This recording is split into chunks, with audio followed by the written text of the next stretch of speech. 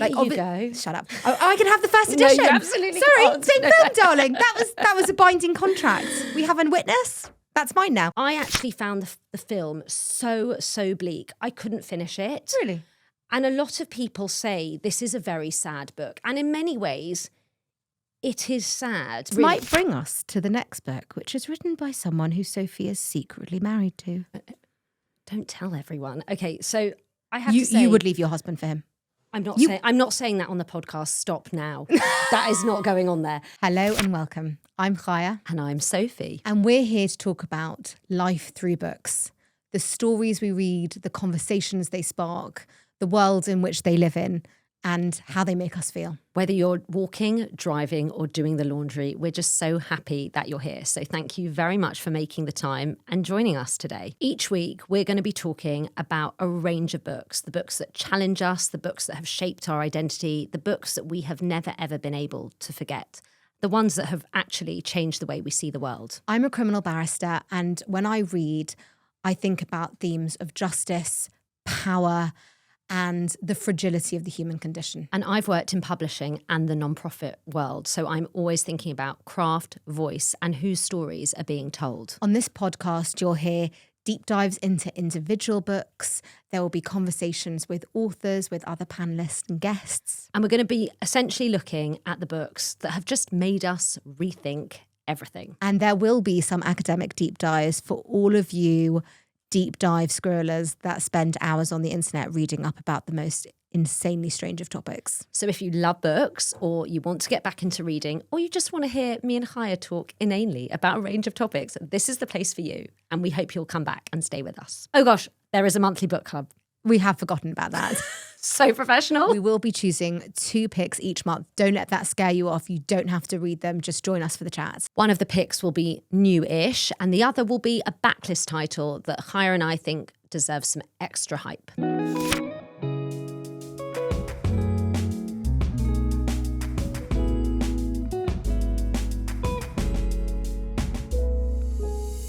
Well, this is exciting. Well, this is it.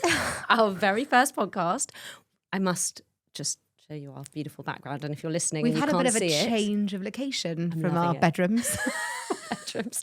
Okay, so I'm Sophie. I'm Chaya. And welcome to our very first podcast. This is crazy. And we've obviously done this because we think it is really, really original to launch a podcast right now.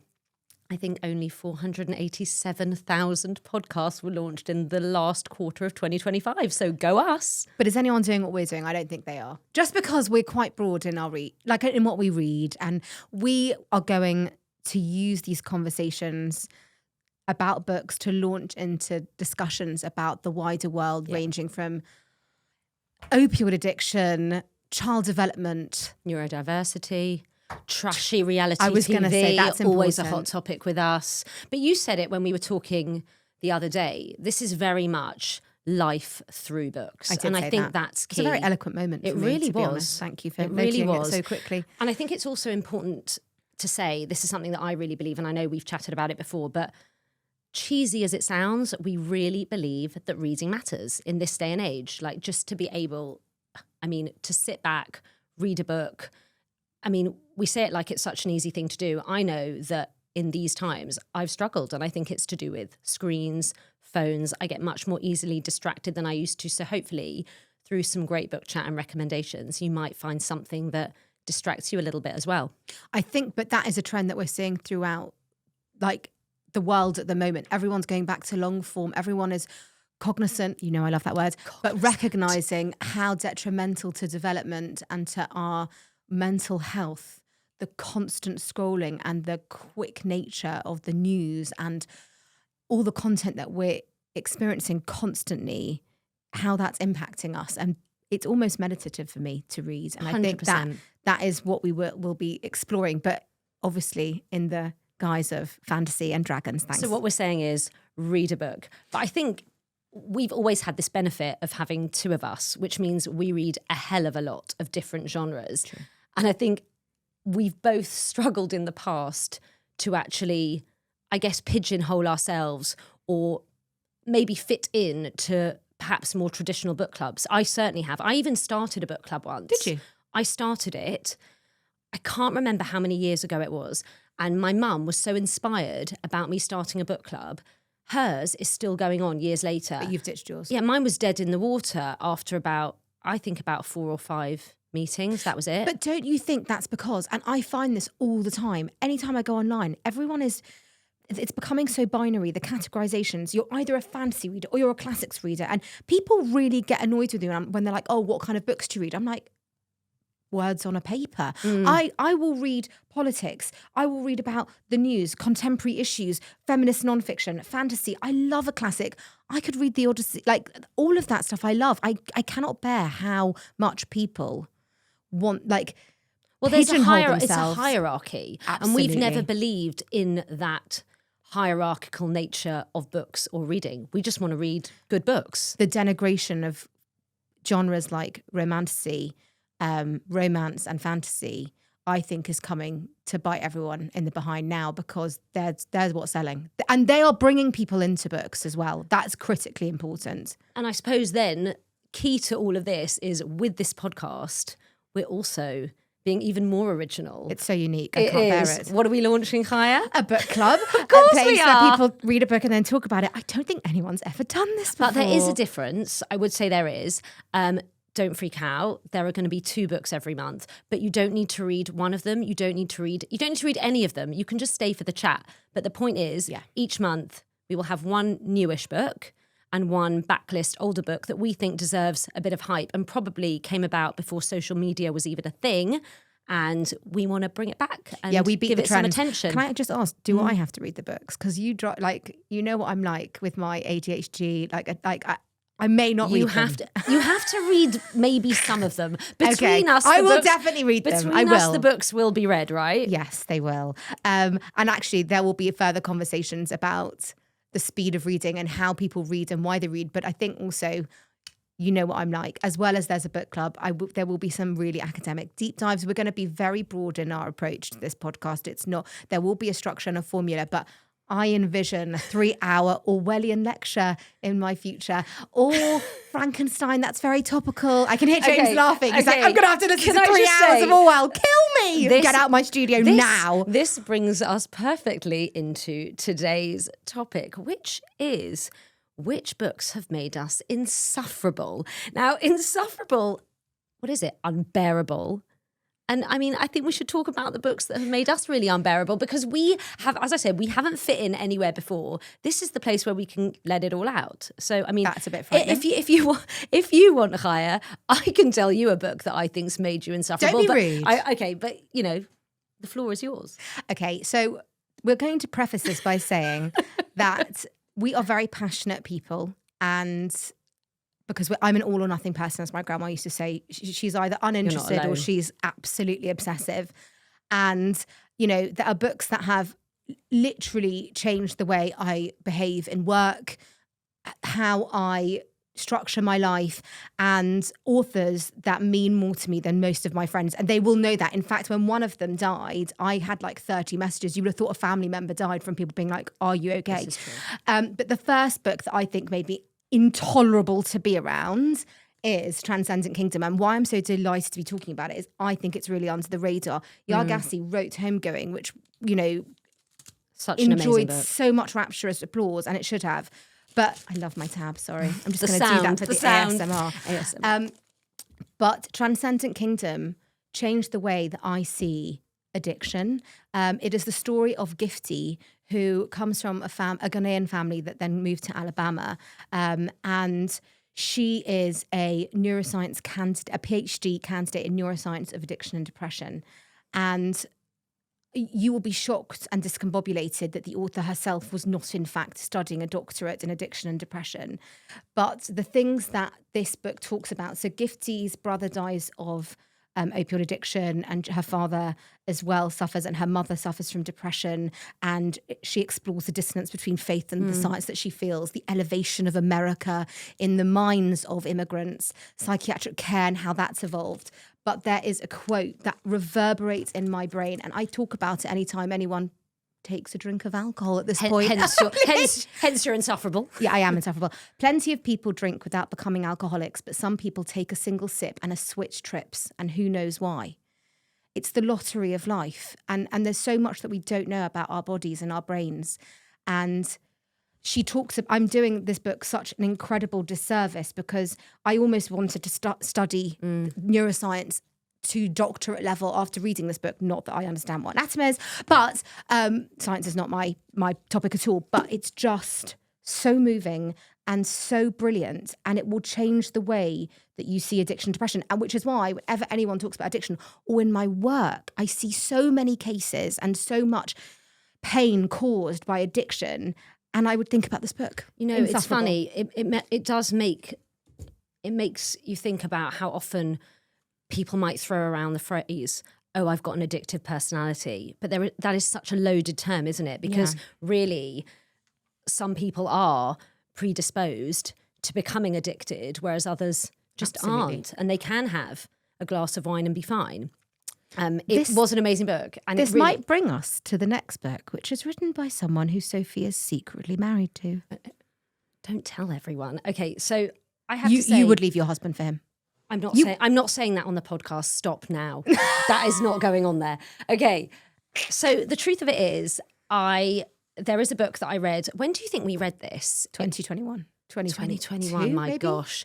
Okay. When it came out, I mean, it was So this is Empire of Pain, and actually no tabs, and which is quite weird for me, but I think I just inhaled this massive tome really, really fast.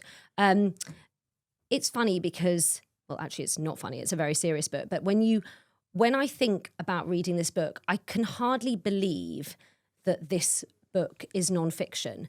But it is, and it's written in the most propulsive of ways. It's actually about the opioid crisis that so impacts the characters in Transcendent Kingdom.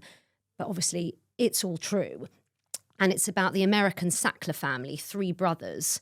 There's Mortimer, Richard Sackler, and the eldest, Arthur Sackler, who was like some advertising genius who basically, through the company that the brothers founded, Purdue Pharma, they promoted and sold the drug OxyContin, which ultimately was the seed for the opioid crisis in America. And I read some crazy statistic that more people have died from opioid overdoses in the States than people who have died in wars since World War II. It's something horrendous. I think it was 1 million since now. I can't remember. It's crazy. It's a massive, massive problem. And I don't think I, as someone in the UK, was really aware of it until Empire of Pain actually came out. That's interesting. And I think what made me so insufferable regarding this book is that I just would not shut up about it. Every time I met people for dinner or a drink, I mean, I didn't have it on me, although I do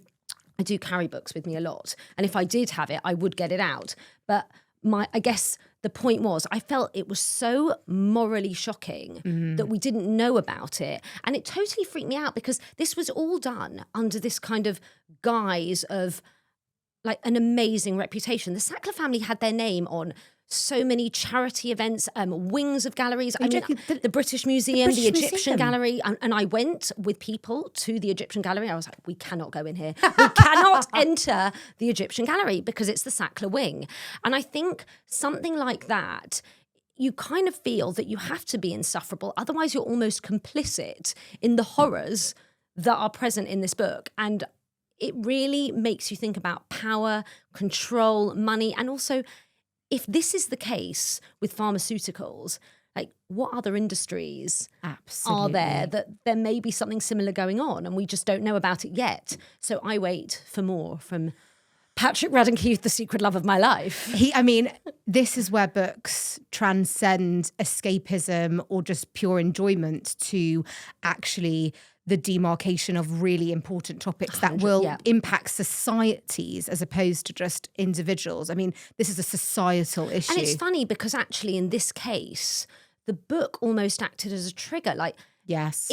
There was an article that he wrote, and then came the deep dive, and then everyone was talking about it, and then came the TV show, and then suddenly these people are being taken down because now there's a movement of tons of people who've been affected by addiction, whether it's themselves or relatives, and they are going to, I don't know if you saw, a few years ago, they were at the Guggenheim, and they're all standing round that gallery, the atrium, and there were people lying on the floor as if they had died to get the Sackler name out of that. But in Empire of Pain, because it has been a few years, and I know that you remember it much better than I, but there are class actions as well. Yeah. So he is getting information from ongoing. a very small sort of... Yeah, it will be ongoing for a very long long time. It really will.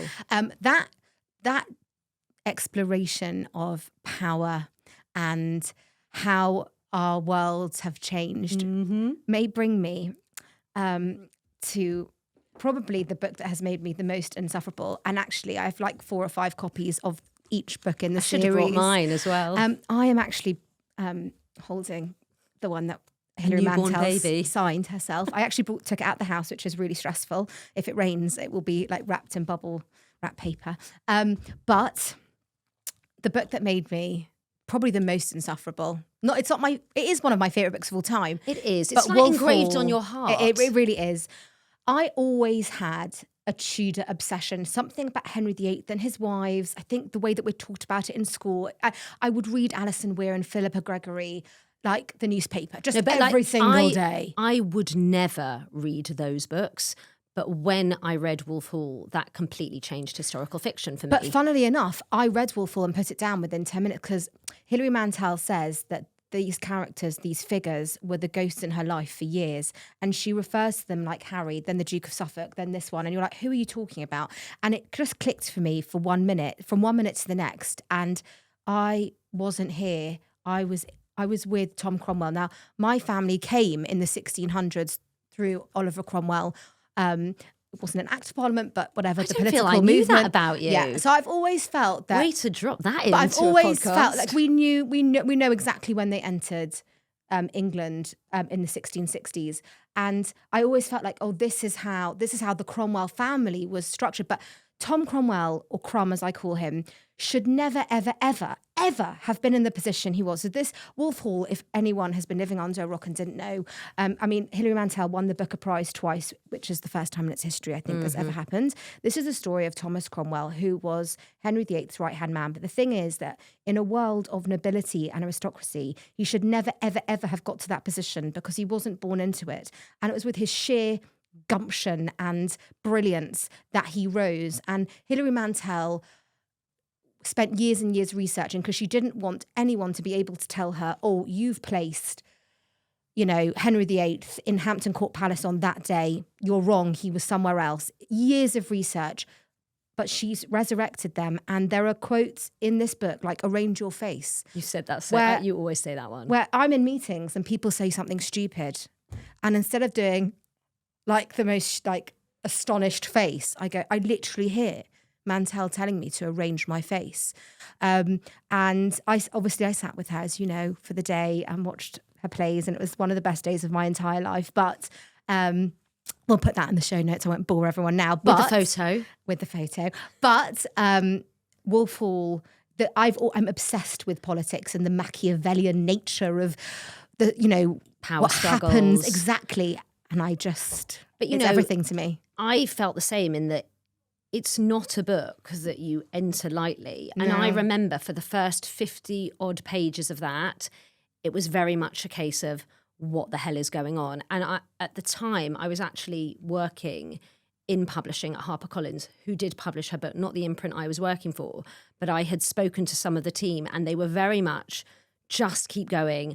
Because my problem was I couldn't tell who it was who was talking. I don't know if you found that. No, because it's all he says. He says, because Mantel lives with and you said, people. who is he? Yeah. Who the hell is he? You don't need to know. That's what she's telling you. But you don't need to know. I really miss her. I felt like you get to a point where it must have been around 50 pages. And it was almost like something clicked. I know. And I was very much aware that I was probably reading one of the best books that I would ever read. And after that point, I was totally in up until the end of the trilogy. And even though if you've studied history or, you may know that Thomas Cromwell's fate is not a good one. Still, at the very end of book 3, you are in tears, Absolutely. knowing what you know is going to happen to him. But that's her brilliance. And she always said this, that it's very hard to grip people's attention when they know what's going to happen. And that is her genius. Everyone knew Anne Boleyn is beheaded. Shock, horror, breaking news. Like my child and knows still that you in think, year 4. but you think maybe it's not going to happen. Please don't let this happen. 100%. And we bonded over Wolf Hall We did at bond. dinner. And so another book which we will be talking about. But we were insufferable. We literally sat and talked about Wolf Hall for an hour, and everyone was like, "Can you both shut up?" Yeah, and we never did. And then we brought the conversation here. But I would say that I think there is real satisfaction when you have to dig a bit deeper into a book, where it's not an immediate, oh my gosh, this is amazing, where it does take a bit of time. I do feel like there's a bit of I guess, satisfying payoff. And for me, I felt that in A Prayer for Owen Meany, which, let's be honest, Chaya, I have implored you to read this on a lot of occasions. And all I'm going to say is, I must have been very insufferable when I spoke about this book, because when I left my job, they actually presented me with this first edition copy. And I think it was very much like, thanks for coming. Get out. Piss off and stop talking about this book. And I kind of never have. But you do talk about it a lot. But I have told you, and I'm actually still going to hold this slightly against you. I read Fourth Wing because you, wait, let me finish. We made an agreement. We made an agreement that I would read Fourth Wing and you would read A Prayer for Owen Meany. This has been about 3 years. I read Fourth Wing. You still haven't read this. And I challenge you. I'm going to challenge you to read this in the first quarter of this year. And you've got to. But my point is, I would say, like Wolf Hall, this book, it takes a bit of time. And you have to persist, because if you do, you are going to come out and be absolutely, I guess, changed. You always said that you were different before than after. I was. And I don't read books twice. Never. And I do. You do. All the time. And although in Wolf Hall you know exactly what's going to happen because it has happened before, in A Prayer for Owen Meany, this is fiction.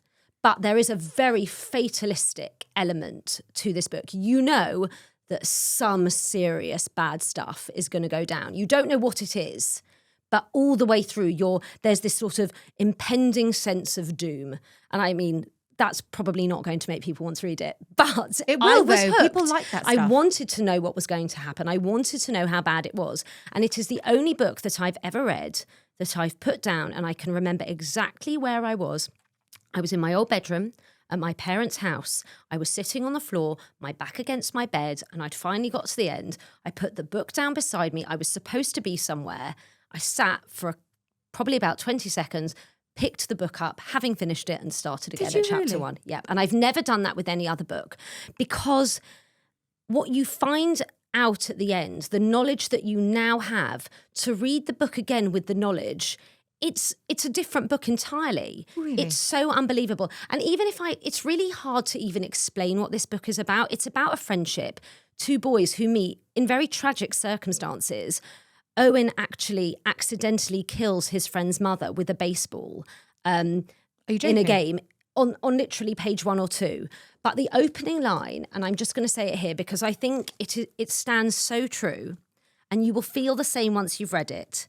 I am doomed to remember a boy with a wrecked voice. And anybody who reads this book and has loved it will know that still now they are doomed to remember Owen. And Owen's voice, he's all in capital letters throughout.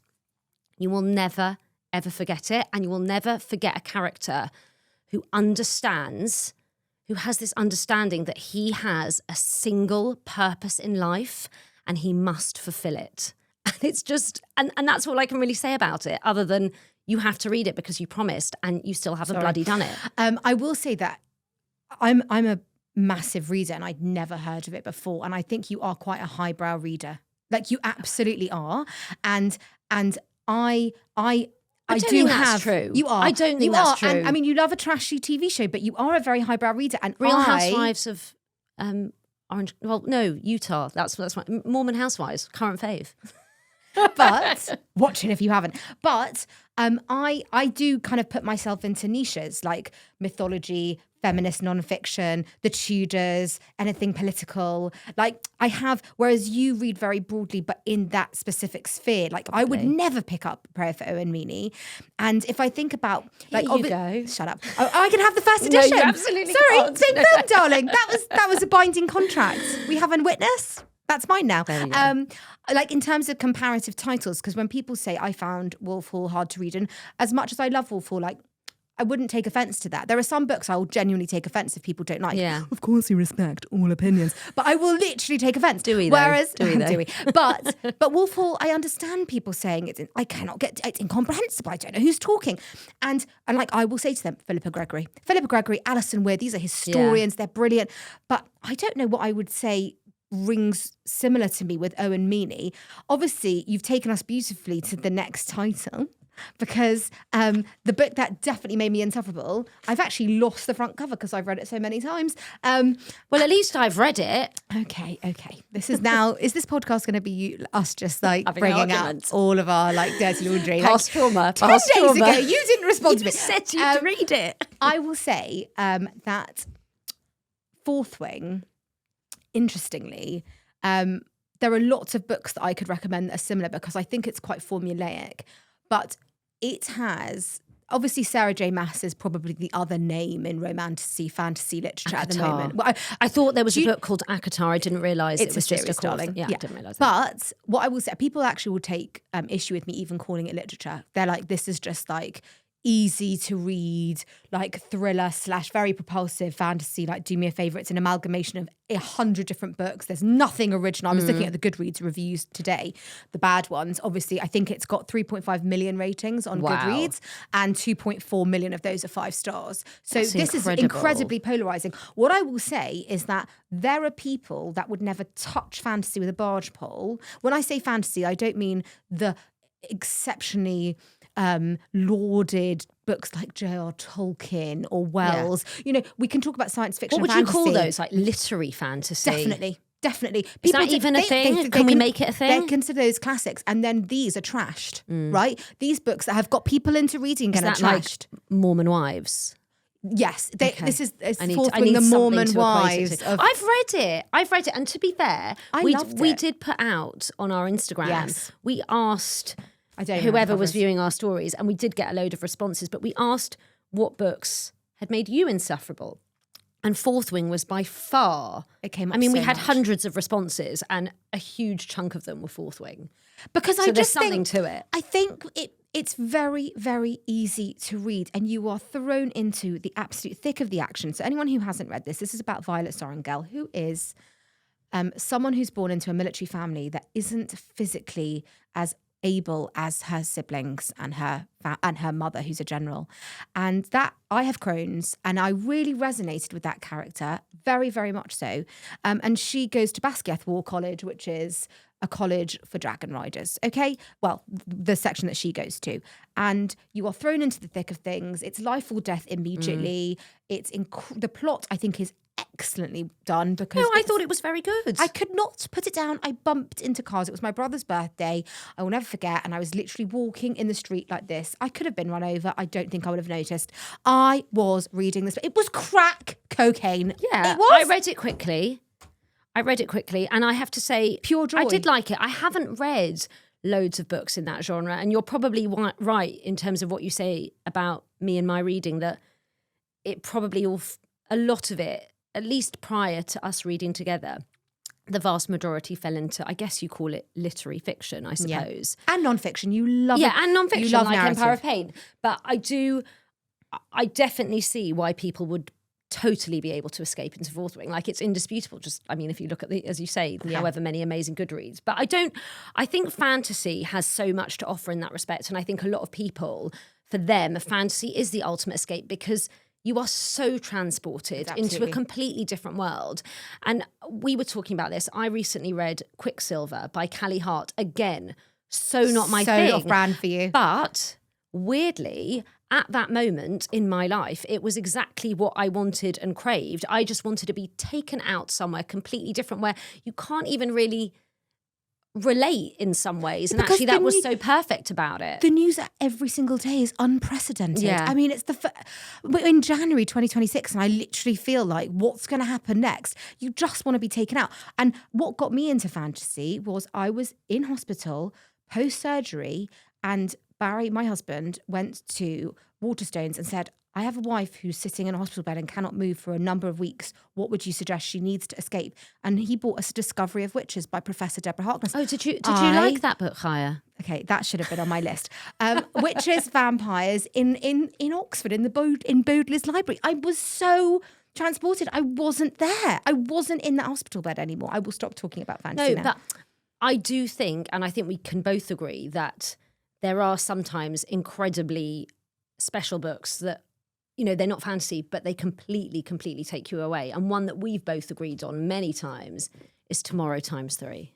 I love this look book at it. so I have much. so many versions of this. I only brought this one, but, you know, we have the silvery colour. And then I realised this was the Hokusai wave on the cover. And since I've basically branded my house with the Hokusai wave because I feel like a connection to this book.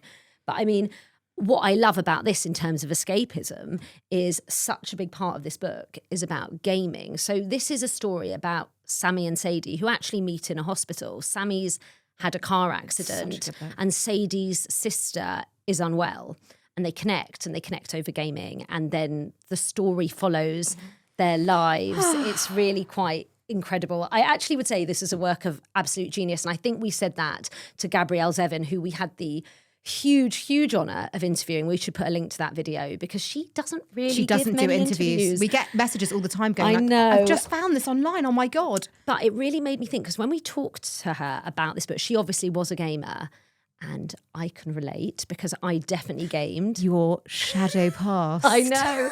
No, but I didn't even realise that was what I was doing. I know that sounds really odd, but a lot of this book, when I actually saw the proof, I thought, that sounds a bit weird. I don't really want to read a book about gaming. And then I guess maybe we followed a bit of hype that was being generated. We definitely did. And we thought we've got to read this. To say this book has the most insane cast of characters is an absolute understatement. I think this book is one of the most transportive pieces of fiction that I have read in forever. But it's also really got at its heart the message of like how important escape can be and play, like to have and to look at gaming in a completely different light, but also through this lens of the most special relationships between characters that actually when you're finished, and I don't want to say too much, not all of them make it to the end. Why would you tell them that? No, but I'm not saying who. I'm just saying not all of them make it to the end. You can usually assume one or two might not. And not all of them make it to the end. And you will feel heartbroken. But it's a book that I've never got over. And actually, I would say, though, it's had so much hype. I think it was her 10th novel or something crazy like that. It was her 10th book.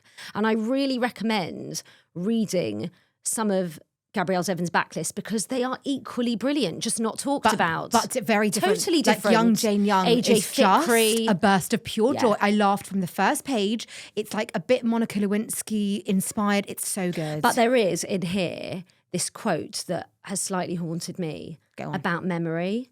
And it was, I'm going to try and find it, but it was something like, do you leave your memories to happenstance or do you choose what you remember? I think it was something like that. I think it was. Maybe it's on here. Maybe I've got it somewhere. But it was brilliant. And I just, it's formed part of me. I think you definitely loved it more than me, that I inhaled it. I think I read it in 2 days straight. But one of the most pertinent points that book makes is like our presence online and how that can impact. Actually, that something that it really reminded me of is that there was this incredibly disabled individual who gamed. There's actually now a Netflix documentary. Incredible. And his family were just so bereft that he would spend 12, 20 hours a day playing. And then when he died, people flew from all over the world. And he had this whole life and he had all these relationships that they had no idea about. He lived a second life. Absolutely incredible. And our lives, the lives that we lead online brings me to the next book that made me, I'm still so insufferable about this book. Oh my gosh. I actually have to say, I don't want to say unbearable, that's mean, but like you that's talk so mean. But the thing I think I'm just going to hug it like a child. I think the point about this book is that I don't think I've ever seen it hyped online. It has 62 reviews on Goodreads. 62. I mean, I and would you, send you, this to yeah, every you- woman. when you. If I made millions, that's what I would do. I'd buy thousands we need of this to book get and just place we need to them. get Mary McGill here because you are Excuse me. obsessed. Excuse me, Doctor. Doctor, Mary I McGill, apologise. Can I you apologise, not? Dr. Mary Okay, McGill. the I denigration apologise. of women. Okay. I, in my law degree, did my thesis on feminist studies. I won't bore everyone with the 3-hour No, distillation don't. of my Stop now. Stop now. question. But feminist nonfiction is, I mean, it's an auto-buy. I almost don't feel like I'm buying a book. It's almost like I'm buying food. If I see a feminist nonfiction, I'll be like, well, I have to have that. That's part of like my entire identity. This was a book that I actually couldn't get online because I couldn't get it on Amazon at the time. I couldn't find it in shops. I don't even know where I saw it. I'm just going to play with the tabs. I tabbed like every 3 lines in, every like 4 to 5 pages. Like, yeah, I used packs and packs. And then we started our Instagram account. We were hopping along. And then we get... Hopping along, were we? We get We an were email hopping from along. Dr. Mary McGill saying, I really love your book recommendations. Can I send you my book? It's called The Visibility Trap, which is about sexism, surveillance and social media. And it was a book that I had, like, in my mind. I wanted to buy it. And I was so just astonished and discombobulated that someone that I would so revere, if I was ever to meet her, wanted me to read her book. I'm not sure you slept for weeks. It just really moved me. Anyway, this is a book about social media, but the menace that it can be and how it impacts our life, the pervasive nature of being online, how the comparative nature of being online, and how that impacts how women see their bodies and themselves. It reminds me of a phrase in Latin, which is qui custodes ipsos custodes, which means who will guard the guardsman, who is like watching, who is in control of the platforms that we're putting so much of ourselves onto, the algorithms. She looks at the Kardashians, she talks to influencers, she talks to people, but obviously this is a professor of media studies and gender studies. So it's that specific lens. Someone says it's a talisman against misogyny. It is absolutely the most powerful book I've ever read. I mean, not in relation to the feminist aspect, but I suppose you could watch almost in tandem with it. It's that documentary about...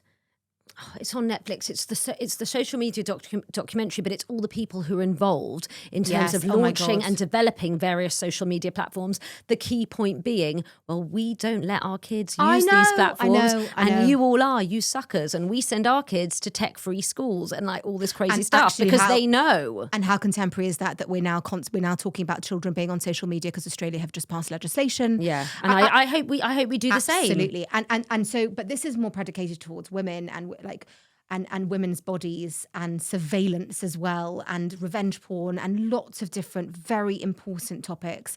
And it's written so well. You feel like you're speaking to friends. I feel like it reset my brain. We're on Instagram and, you really do get sucked in, and your self-esteem can be so impacted. Mental health can be so impacted by seeing these curated images.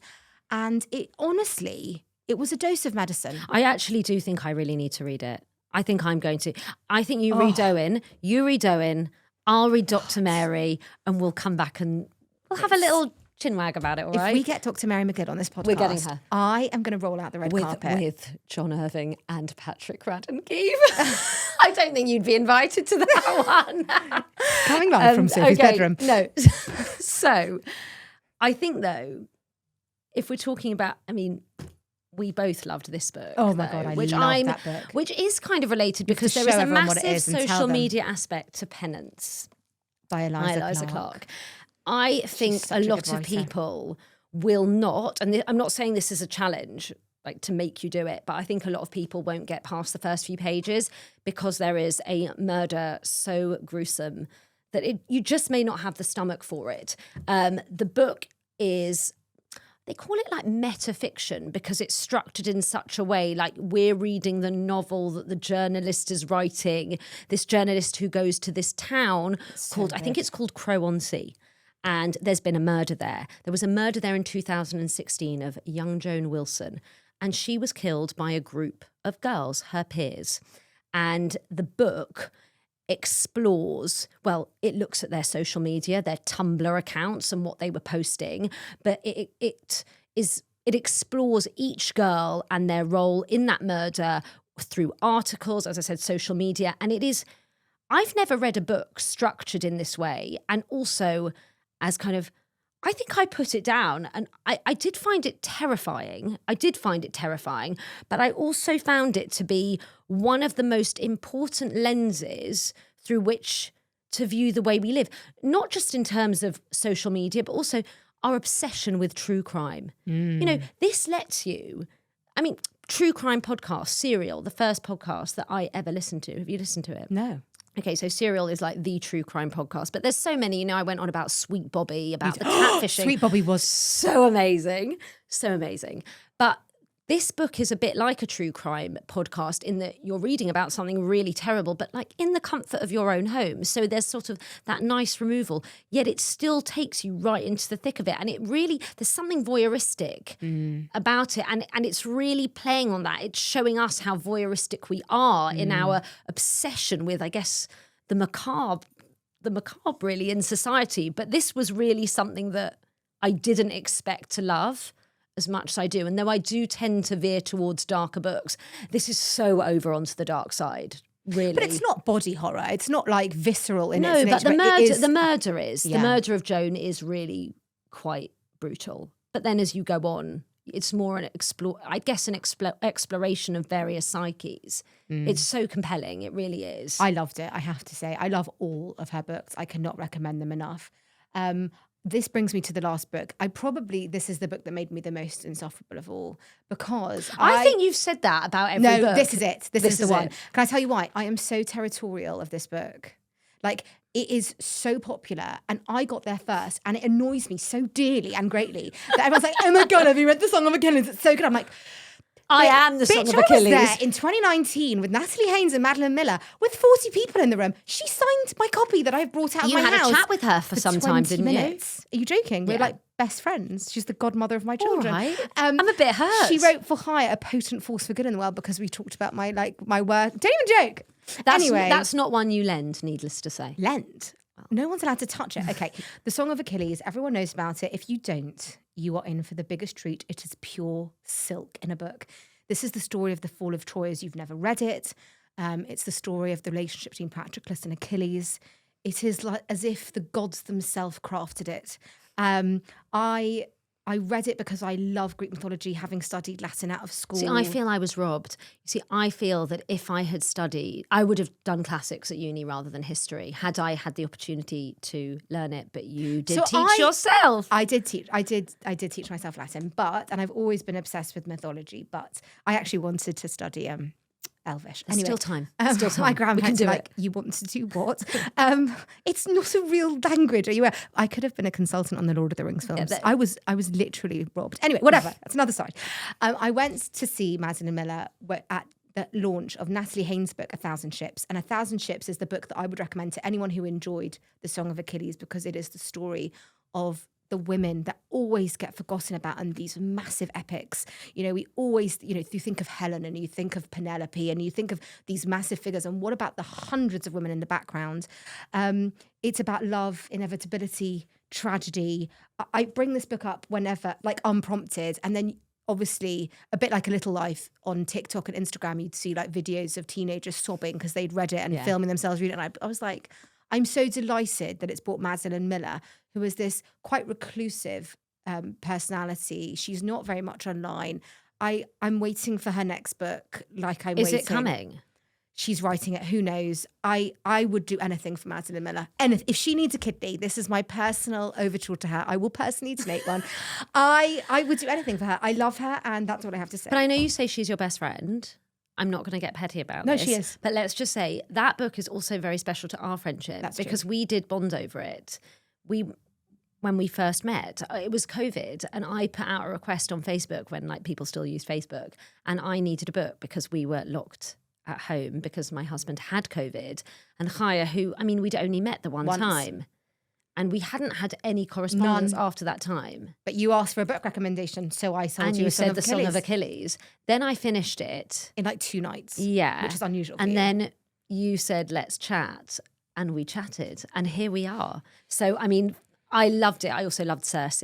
And I love all the Greek books. I really do. And I feel like, as I said, I feel like I was a bit robbed. So I need to get my kind of Greek fix from all these novels that I couldn't get in my education, I guess. But now we come to the author that makes you so insufferable, but it's quite hard to be in a room with you. That's really not fair. That's really not fair. Although, as I look at my pile... You have brought two copies. I have brought 2 copies of the same book, which is actually... makes me feel like I'm a really odd person. No, you're not. I have. Do you know how many copies I have of this? No, but neither of 3. these are signed or anything. But it's because one of them is annotated and one isn't. And I think it's because I go on about this so much that I feel like if people say to me, "Oh, can I borrow it?" I should have one. No, you can't. No, so I let them borrow one. Do you want to tell everyone what book you're talking about? Oh, yes, I haven't done that yet. Never Let Me Go by Kazuo Ishiguro. Now, I had never... Remains of the Day is probably his most famous book. This was actually the second of his books I read. We read Clara and the Sun after Faber lent us a copy. And it was said to be the companion book of this book, which was published, I think it's about 20, 25 years ago now.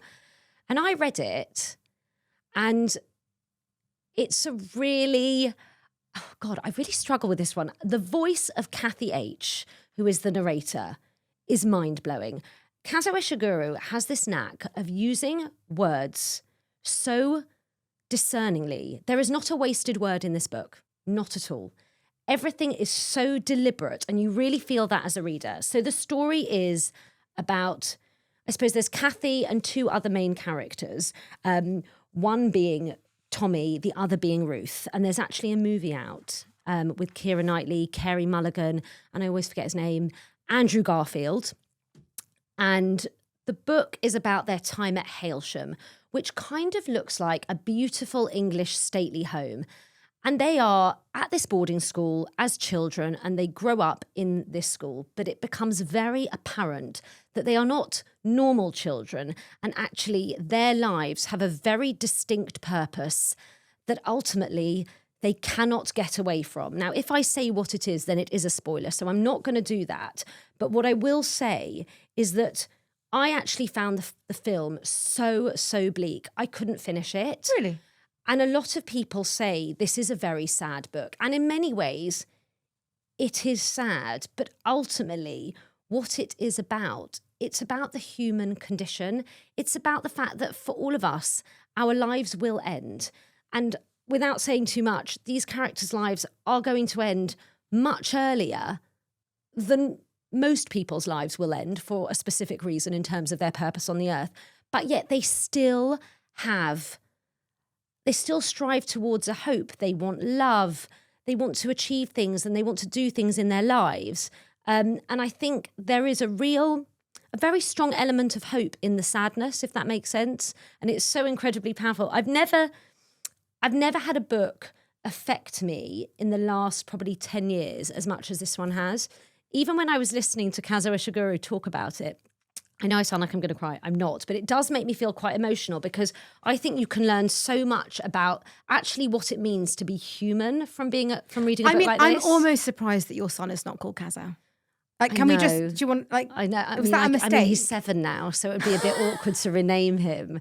But yeah, he actually lives near us, and we just want to traverse the streets looking for him. Isn't that terrible? I think he's on my friend's WhatsApp group. I'm just not gonna go there because they live on the same road. Not because we're stalkers. Can we just explain that? Yeah, but I just think that, you know, a book like this shows you don't have to have waffly, overly long sentences.